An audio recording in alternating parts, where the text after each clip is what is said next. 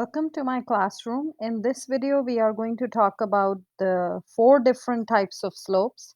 So just so you know that we will be talking about 4 types of slopes here.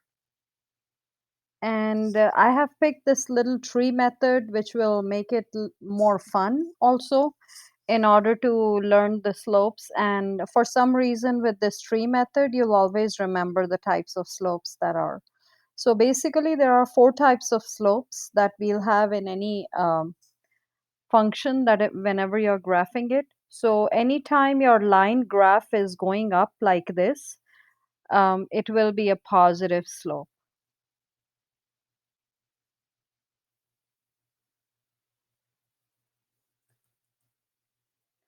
Now, anytime your graph is coming down like this is going to be a negative slope. So if this is the shape of your graph going down, it's going to be a negative slope. And then whenever you have a horizontal line like this that you see as the base of the tree, your slope will be having um, 0 slope.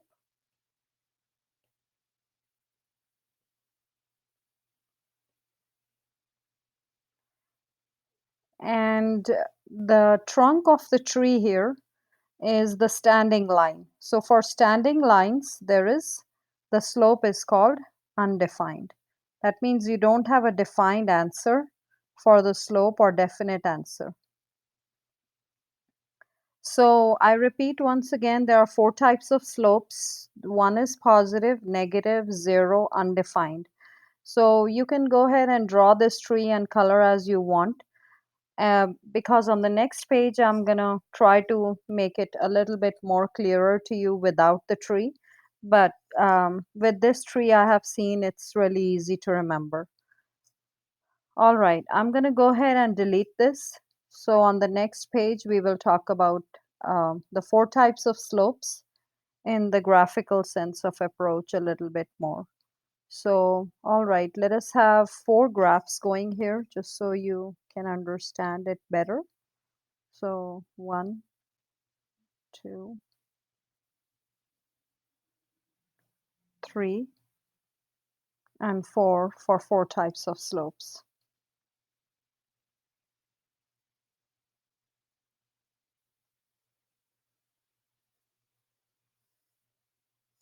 All right. So basically in your positive slope, your graph can look something like this. Negative slope, something like this. Horizontal line will have a 0 slope, and a standing line will have undefined slope. So there's another way to remember that I'm going to teach in this page is going to be. So anytime when your x is increasing and y is increasing, they both are increasing, it's going to be a positive slope. So your both x and y are increasing.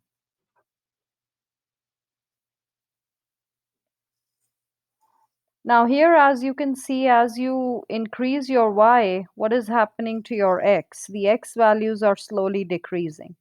So that is why it's called a negative slope. And we can call it downhill also. These are some words that will help you remember. This is uphill.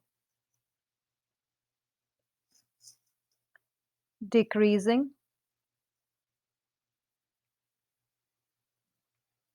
And always remember your slope answer will be negative number. Let us say -4. Here your slope can be +4. So even your slope answer will have a sign. Now here, students, on this, basically your line is crossing the y-axis, let us say at point number 3. So your slope is, this line is basically horizontal line. I hope you agree with me on that one, that this is a horizontal line. So in the word horizontal, there's a z. So that helps us remember that it's a 0 slope.